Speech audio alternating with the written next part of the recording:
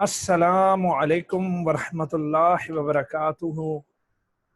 आप सब पर अल्लाह की जानिब से ढेर सारी सलामती हो और ढेर सारी बरकत हो।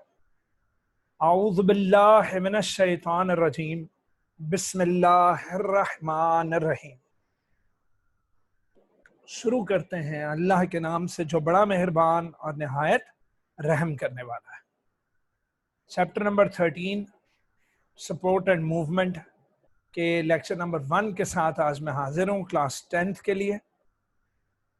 तो मेरा बच्चा ये है सपोर्ट एंड मूवमेंट मतलब स्केलेटन और मसल से रिलेटेड चैप्टर है। बहुत इजी है और बहुत छोटा है और बोर्ड पॉइंट ऑफ व्यू से बड़ा इंपॉर्टेंट है। बोर्ड पॉइंट ऑफ व्यू से बड़ा इंपॉर्टेंट है। ठीक है जी, तो स्टार्ट करते हैं इसके इंट्रोडक्शन से। ऑर्गेनिजम्स विद ग्रेटर साइजेस, जो ऑर्गेनिजम्स बहुत बड़े साइजेस के हैं बेटा, उन्हें सपोर्ट चाहिए to keep their body mass as 1 unit, ताकि वो अपनी पूरी बॉडी को एक यूनिट की तरह बिहेव करें कि मेरे पांव से लेकर मेरे सर तक बॉडी मेरा कहना माने। वो तो कोऑर्डिनेशन के जरिए होता है, लेकिन अंदर स्केलेटन की वजह से ये मेरी पूरी बॉडी एक होल 1 यूनिट की तरह काम करती है। मेरी एक पूरी बॉडी मेरी पूरा कहना मानती है, हेड टू टो मैं लिंक्ड हूं अंदर से। I am connected. If I am connected through messages, that will be coordination. But if I am connected through materials, and those materials, those connective tissues are bones and also with the muscular tissues. Well, this is particularly true for an organisms that live on land. अच्छा, जो organisms land यानी कि खुश्की पर रहते हैं और जिन पर gravity का बड़ा असर है, उनमें अगर सपोर्ट ना हो बेटा, अभी कोई हड्डी टूट जाए या कोई मसल में क्रैम्प पड़ जाए तो हम लोग तो नीचे लेट जाते हैं, हमसे खड़ा ही नहीं हुआ जाता। तो पता ये लगता है कि जो ऑर्गेनिजम्स लैंड पे रहते हैं उनकी मुश्किलात ज्यादा हैं बनिस्बत उन ऑर्गेनिजम्स के जो पानियों में रहते हैं, क्योंकि पानी बजाते खुद एक सपोर्टिंग मीडियम है। We know that movement and locomotion are characteristics of animals. हम सबको पता है कि animals can move, animals can locomote.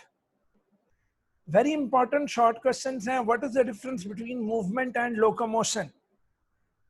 तो मेरा बच्चा, movement is a general term meaning the act of changing place. Movement का मतलब है कि या तो आप place change कर लें, जैसे आपका हाथ अगर आपके सर के ऊपर है तो आप अपना हाथ सर के ऊपर से उठाकर अपनी थाई के ऊपर रख लें, या अपना हाथ सामने टेबल पे रख लें, तो ये आपके ऑर्गन ने अपनी प्लेस चेंज की है, आपकी बॉडी के पार्ट ने मूवमेंट दी है। या फिर क्या करे कि पूरे का पूरा बॉडी, पूरी की पूरी बॉडी अपनी पोजीशन चेंज कर ले। तवज्जो है बेटा? तो पुत्र, प्लेस चेंज करना या पोजीशन को चेंज करना पूरी बॉडी, या तो पूरी बॉडी कर ले, या फिर जो भी मैंने हाथ वाली एग्जांपल दी थी, बाय इट्स पार्ट्स। अगर बॉडी के पार्ट्स अपनी जगह तब्दील करें, जैसे आपने पाँव नीचे रखा हुआ है तो अब आप उसको उठाकर सामने चेयर के ऊपर रख लो, तो बेटा इसको मूवमेंट कहते हैं। तो मूवमेंट में बॉडी के पार्ट की मूवमेंट भी है और मूवमेंट में पूरी की पूरी बॉडी की एज अ होल मूवमेंट भी है। लेकिन there are 2 types of movements बेटा। एक मूवमेंट ऑफ बॉडी पार्ट हुई है, इसमें बॉडी की पार्ट की पोजीशन चेंज हुई है लेकिन आपकी पूरी बॉडी की पोजीशन चेंज नहीं हुई। यानी अगर आपने जमीन से उठाकर सामने रखी चेयर के ऊपर अपनी टांग रख ली है तो ये बॉडी पार्ट की मूवमेंट है। लेकिन अगर आप एक सोफे से उठकर दूसरे सोफे पर जाकर बैठ गए हो तो वो फिर लोकोमोशन होगी। वो फिर क्या होगी? लोकोमोशन। तो अगर आप पूरी बॉडी को एज अ होल, पूरी बॉडी को मूव करवाते हो एक प्लेस से दूसरी प्लेस, तो वो लोकोमोशन है। और अगर आप सिंपली अपने बॉडी पार्ट को मूव कर रहे हो तो that is simple the movement of the body part. So what is locomotion? Locomotion is the movement of an animal as a whole from one place to another. तो what is movement? Movement है जी act of changing place or position by entire body or its parts. तवज्जो है भाई? तो ये हो गई movement की definition, act of changing place और पोजीशन बाय एंटायर बॉडी और बाय इट्स पार्ट। अच्छा, अब इसमें जो बॉडी वाली जो मूवमेंट है कि अगर आप पूरी बॉडी की पोजीशन को उठाकर एक जगह से दूसरी जगह चले गए हो तो वो भी क्या होगी, वो लोकोमोशन होगी। अच्छा, अब जैसे मैं सो रहा हूँ तो सोते हुए अगर मैंने करवट ले ली है तो वो लोकोमोशन नहीं है बेटा। अगेन मैंने अपनी पूरी बॉडी की मूवमेंट दी उसी पोजीशन पर, लेकिन अगर मैं पूरी बॉडी को मूव कर दूं एक जगह से दूसरी जगह तो वो क्या कहलाएगी, लोकोमोशन। तो एक ही जगह पर करवट लेना, एक ही जगह पर अपने पोस्चर्स बदलना, ये मूवमेंट है। लेकिन ऐसी मूवमेंट जिसमें बॉडी एक जगह से उठकर दूसरी जगह पर तशरीफ ले जाए उसको क्या बोलेंगे, locomotion. So locomotion is the movement of the animal as a whole from one place to another. बेटा ये very important short question है, define movement and define locomotion. Uttar ji, in this chapter, इस chapter में we will study human skeleton system, के हमारे अंदर जो skeleton है उस system को पढ़ेंगे, which is primarily responsible, जो कि basically responsible है for support and movement. For support and movement. Done, Putra? The skeletal system of some invertebrates, अच्छा कुछ invertebrates का जो skeletal system है वो outside the body है, यानी कि body के बाहर है। हमारा तो skeleton body के अंदर है ना बेटा, उनका skeleton body के बाहर होता है। तो उनका आउटसाइड स्केलेटन है तो उसको एक्सोस्केलेटन कहेंगे। बेटा very important short question, what is exoskeleton? तो ये मेरे बच्चों ने एक्सोस्केलेटन की डेफिनेशन देनी है कि the skeletal system of some invertebrates, example arthropods जिनमें इंसेक्ट्स आते हैं, is on the outside of the body and such kind of skeleton which is outside of the body is called exoskeleton. Is called which skeleton? Exoskeleton. अगला आ गया जी human skeleton. कौन सा skeleton पुत्र? Human skeleton. लो जी अब हम अपने बारे में पढ़ने लगे हैं पुत्र। Very very very very important definition आती होती है, डिफाइन एक्सोस्केलेटन। ओहो, define human skeleton, I am sorry, define human skeleton. Very important short question है, वेरी इंपॉर्टेंट शॉर्ट क्वेश्चन। आपने कहना है skeletal system or skeleton. Skeleton is defined as the framework. पुत्र framework की उर्दू लिख लें ढांचा। फ्रेमवर्क का मतलब लिख लें ढांचा। डन? तो हमारा ढांचा है, फ्रेमवर्क से मुराद हमारे अंदर का सहारा है, हमारे अंदर का एक फ्रेमवर्क है। फॉर एग्जाम्पल मेट्रो के पुल बन रहा था, तो मेट्रो का जो पुल था उस पुल के नीचे एक दिन मैं वहां से गुजर रहा तो मैंने देखा कि अंदर गड़ा खोदा जा रहा है। जब अगले दिन मैं वहां से गुजरा तो मैंने देखा कि क्रेन थी बहुत बड़ी, तो वो एक सरियों का, मतलब लोहे के जो सरिये नहीं होते उन सरियों का बना हुआ एक पिलर अंदर रख रहा था। सरियों का मैं कहूंगा फ्रेमवर्क, एक ढांचा उसने उसके अंदर रखा, उस गड्ढे के अंदर। फिर मैंने देखा कि उसके इर्द गिर्द उन्होंने एक टीन का कवर लगा दिया, उन्होंने एक लोहे की चादरों का कवर लगा दिया है। और कवर लगाने के बाद अगले दिन मैंने देखा कि उसके अंदर कंक्रीट फेंक रहे हैं। क्या फेंक रहे हैं मेरा बेटा? कंक्रीट और सीमेंट वगैरह फेंक रहे हैं। तो वो जो सरियों का एक फ्रेमवर्क नहीं था अंदर डाला, वो असल में उस पिलर का ढांचा था, उस पिलर का फ्रेमवर्क था कि इस शेप में पिलर होगा। तो जब उन्होंने वो टीन की वो जो उन्होंने कवरिंग की हुई थी, वो जो कवरिंग हटाई और सीमेंट सूख गया तो बड़ा कमाल का गोल सिलेंड्रिकल पिलर बना हुआ था। तो बेटा इसी तरह उस गोल पिलर के अंदर सरियों का फ्रेमवर्क था। इसी तरह जब एक बिल्डिंग खड़ी होती तो बिल्डिंग के पिलर्स के अंदर सरिये का एक पिलर पिलर कह रहा हूं, फ्रेमवर्क बनाया जाता है। इसी तरह ये हमारी बॉडी का फ्रेमवर्क है, ढांचा है। अब सरिये तो नहीं ना डले हुए हमारे अंदर, वो ढांचा किस चीज का है? हार्ड, आर्टिकुलेटेड से मुराद आपस में कनेक्टेड। आर्टिकुलेटेड का मतलब लिखें, आपस में कनेक्टेड, आपस में कनेक्टेड। तो आर्टिकुलेटेड, हार्ड आर्टिकुलेटेड स्ट्रक्चर्स हैं हमारी बॉडी में। ये हार्ड आर्टिकुलेटेड स्ट्रक्चर्स क्या करते हैं? ये प्रोवाइड करते हैं, ये बोन्स, ये स्केलेटन प्रोवाइड करता है हमें सपोर्ट, हमें सहारा देता है। फिर attachment of skeletal muscles provide करता है कि यहाँ आओ, मेरे ऊपर मसल्स अटैच हो जाएं। हाँ, हमारे मसल्स हमारी हड्डियों के ऊपर अटैच्ड है। एंड ऑल्सो प्रोटेक्शन देता है for the bodies of the animals. तो जी हाँ, मेरे ढांचे ने, मेरे फ्रेमवर्क ने मेरे दिल को, मेरे लंग्स को, मेरे हार्ट, लंग्स, इसके अलावा मेरे ब्रेन को, मेरी स्पाइनल कॉर्ड को प्रोटेक्शन दी हुई है। क्या दी हुई है? प्रोटेक्शन। तो दोबारा हम इसकी डेफिनेशन जरा सुन लेते हैं।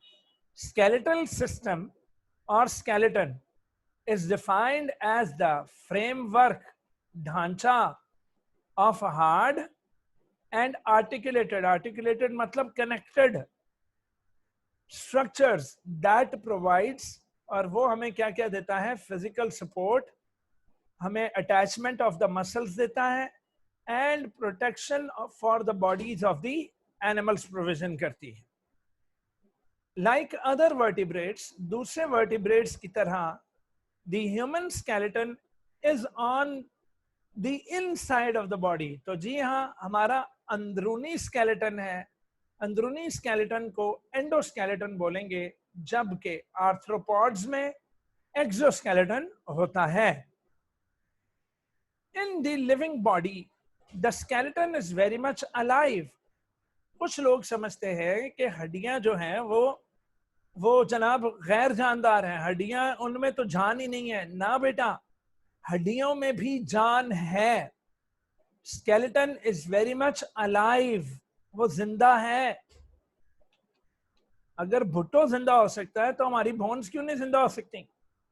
Bones and cartilages are made up of living cells. They are made up of living sales.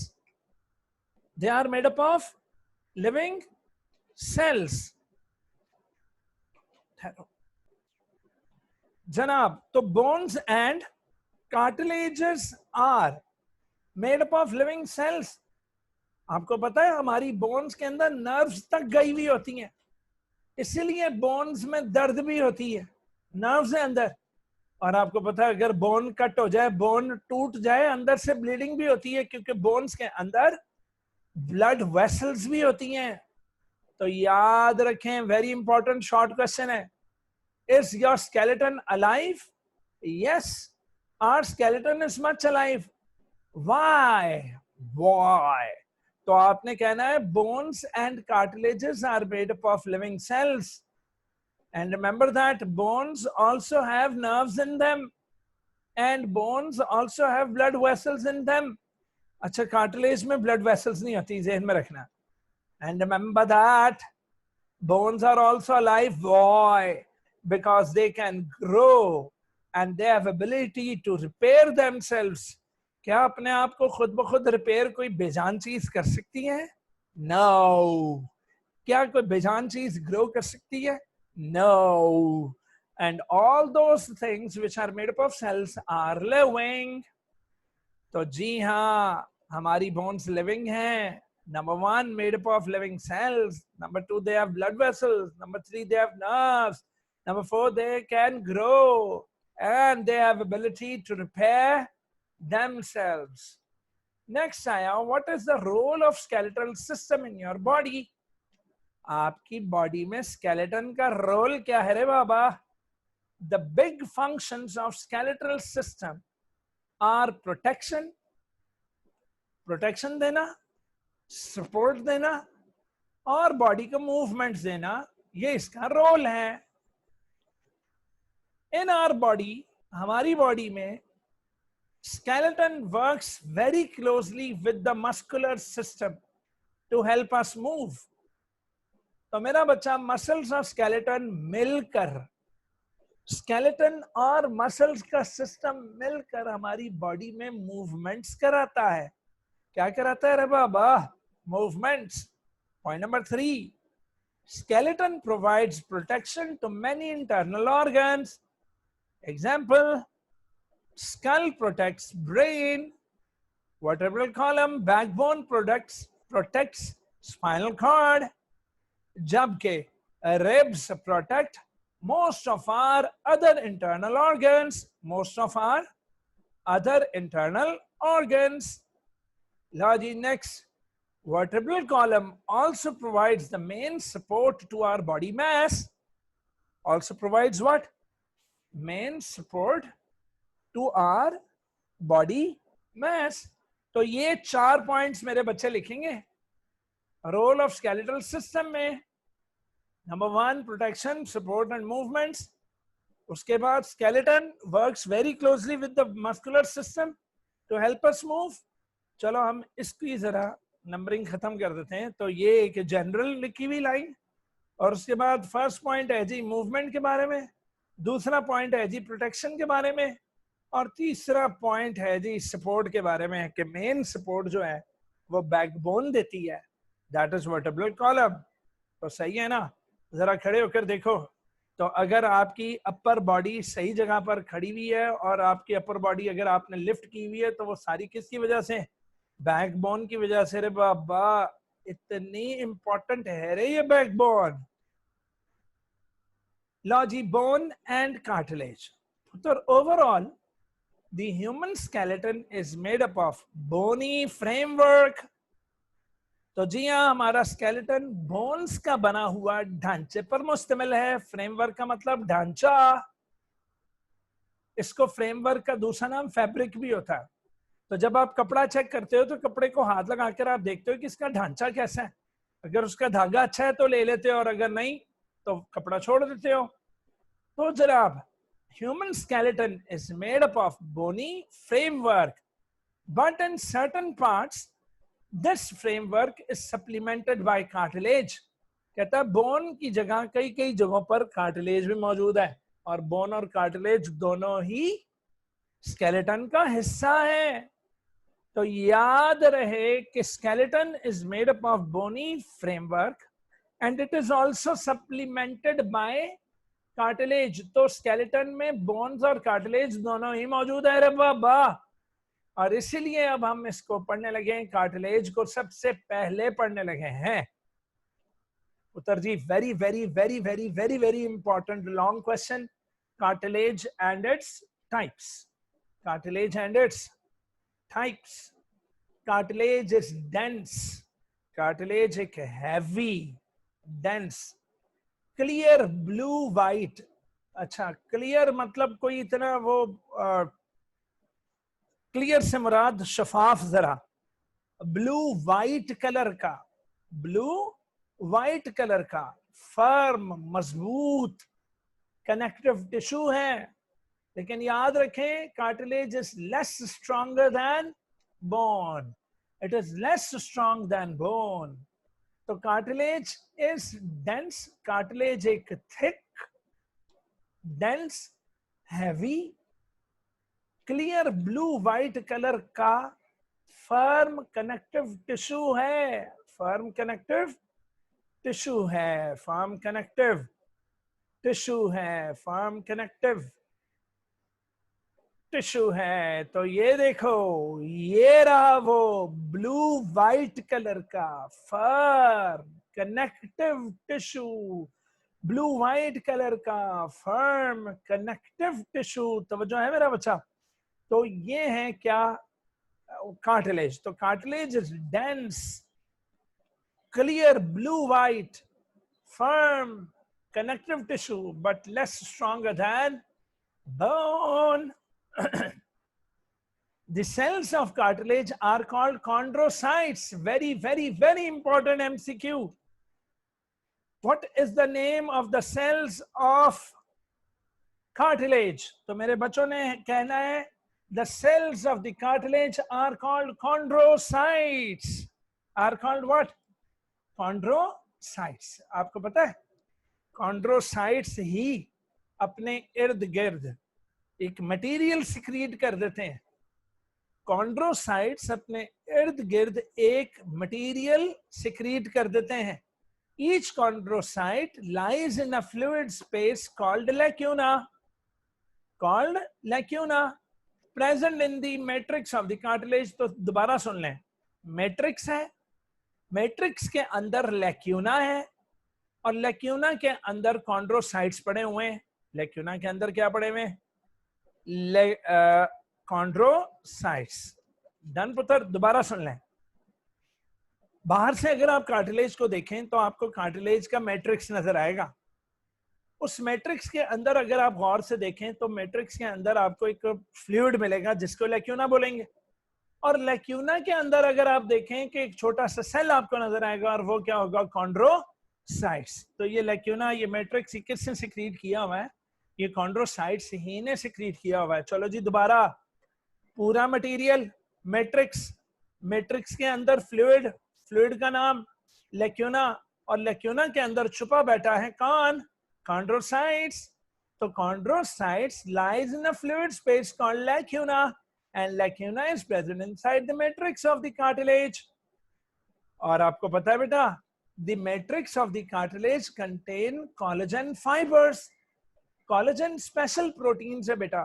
अगर collagen fibers ज्यादा हो तो उतनी ही ज्यादा strength होगी, और अगर collagen fibers कम हो तो उतनी ही less strength होगी, hardness कम होगी.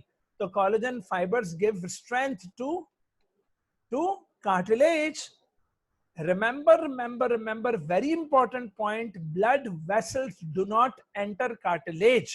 बेटा very important point है कि cartilage जब कटेगी तो उसके अंदर से blood नहीं निकलेगा, क्योंकि blood vessels cartilage में enter नहीं होती रे बाबा. And there are 3 types of cartilage. 3 types of cartilage हैं. ले जी, types की तरफ जाने से पहले ये कुछ बॉक्सेस हैं, तो ये जरा पढ़ लेते हैं. ये वाले ना, ये बॉक्सेस हैं. डन. तो इनको हम जरा कोई और कलर दे देते हैं ताकि हमें पता लग जाए कि दीज आर बॉक्सेस. लो जी, तो पहला बॉक्स क्या कह रहा है? कह रहा है, इंटरेस्टिंग इंफॉर्मेशन कह रही है, cartilage and bones are types of connective tissues and animals. हमने पढ़ा था क्लास 9th में. दूसरा बॉक्स कह रहा है, most connective tissues contain collagen fibres in a matrix. हमने ये भी अभी सीखा कि उसके कार्टिलेज के भी मैट्रिक्स के अंदर कोलेजन फाइबर्स हैं. एंड लास्ट जो बॉक्स आ रहा है वो है, tendons and ligaments are other connective tissues that contain. ये मेरा ख्याल है जरा इनकम्प्लीट है, तो मैं इसको बाद में डिस्कस कर लूंगा. ठीक है मेरा बच्चा.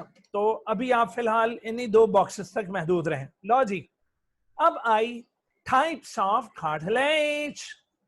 क्या मेरा बच्चा? Types of cartilage. लो जी, फर्स्ट टाइप है हायालीन कार्टिलेज. क्या मेरा बच्चा? Hyaline cartilage. It is strong and flexible. ये स्ट्रॉन्ग भी है, लचकदार भी है. क्या है मेरा बच्चा? लचकदार भी है. It is found covering the ends of the long bones. तो मेरा बच्चा, हमारा ये जो थाई बोन है ये लॉन्ग बोन है, तो थाई बोन जाकर नी के ऊपर जब ज्वाइंट बनाती है तो उस ज्वाइंट पर थाई बोन की बिल्कुल एंड पर कवर करता है कौन? हायालीन कार्टिलेज. तो जी हाँ, हायालीन कार्टिलेज लंबी लंबी बोन्स के जो सिरे होते हैं उनको कवर कर लेता है. It covers the ends of the long bones. It covers the ends of the long bones. इसके अलावा अपना नाक पकड़ो, तो नाक के अंदर ये जो फ्रंट में जो फ्लेक्सिबल एक बोन नहीं है, ये कार्टिलेज है, तो it is present in the nose. तो hyaline cartilage is present in the nose. इसके अलावा बेटा लेरिक्स, वॉइस बॉक्स, पिछले चैप्टर में पढ़ा था हमने, वो लंग्स वाले चैप्टर में. तो लेरिक्स कार्टिलेज का बना हुआ एक बॉक्स है. इसके अलावा मेरा बच्चा ट्रैकिया, ट्रैकिया में याद है आपको C shaped incomplete rings of cartilage थी, और तो और ब्रोंकियल ट्यूब्स, कार्टिलेज के आगे जब जब ट्रैकिया आगे जाकर दो ब्रोंकाई बनाता था, तो हमने पढ़ा था कि ब्रोंकाई कंटेन कार्टिलेजिनस प्लेट्स। तो वो प्लेट्स किसकी थी? हायालीन कार्टिलेज की थी। नेक्स्ट आया जी elastic cartilage. It is the second type of cartilage and its name is elastic cartilage. It is similar in structure to hyaline cartilage. It is similar in structure to hyaline cartilage. It is also quite strong but has elasticity.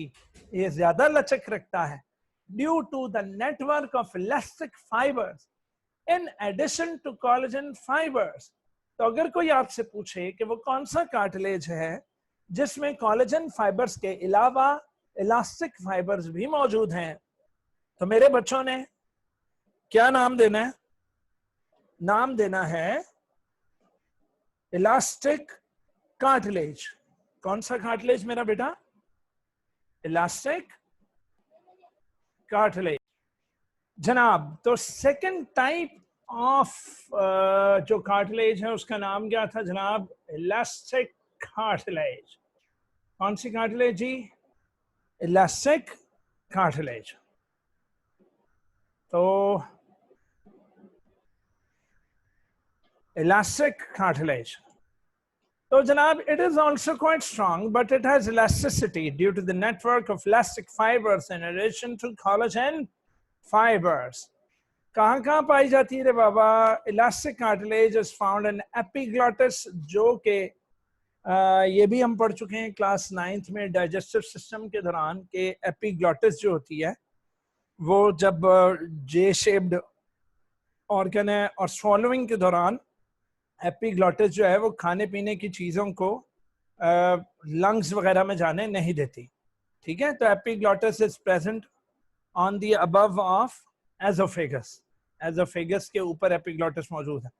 Pinna, pinna बेटा हमारे external years में मौजूद है. अपने कानों को हाथ लगाओ और जरा कान को मोड़ो तो दैट इज पिन्ना. तो पिन्ना में इलास्टिक कार्टिलेज है. एंड थर्ड टाइप है जी fibrous cartilage. Fibrous cartilage is very tough लेकिन इट इज लेस फ्लेक्सिबल. क्यों? क्योंकि इसके अंदर large number of thick collagen fibres हैं present in the knitted form. Present in the knitted form. तो अंदर कोलेजन फाइबर्स बहुत ज्यादा है इसलिए जरा हार्ड है. And it is found in intervertebral discs. तो इंटरवर्टेब्रल डिस्क ये थी कि एक वर्टिब्रा दूसरा वर्टिब्रा, तो वर्टिब्रा के दरमियान में जो इनर डिस्क कहते हैं, तो इंटरवर्टेब्रल डिस्क में कौन सा था जी? ये था फाइब्रस कार्टिलेज. लें जी, आज के इस लेक्चर में हमारा बस इतना ही था. ठीक है जी, तो हमने आज कार्टिलेज के एंड तक पढ़ा है. इसी के साथ ही अपने प्यारे अफजल को इजाजत दीजिए. इंशाल्लाह ताला मिलेंगे अगले लेक्चर में. ठीक है जी, खुदा हाफिज, शुक्रिया, सलामत रहो.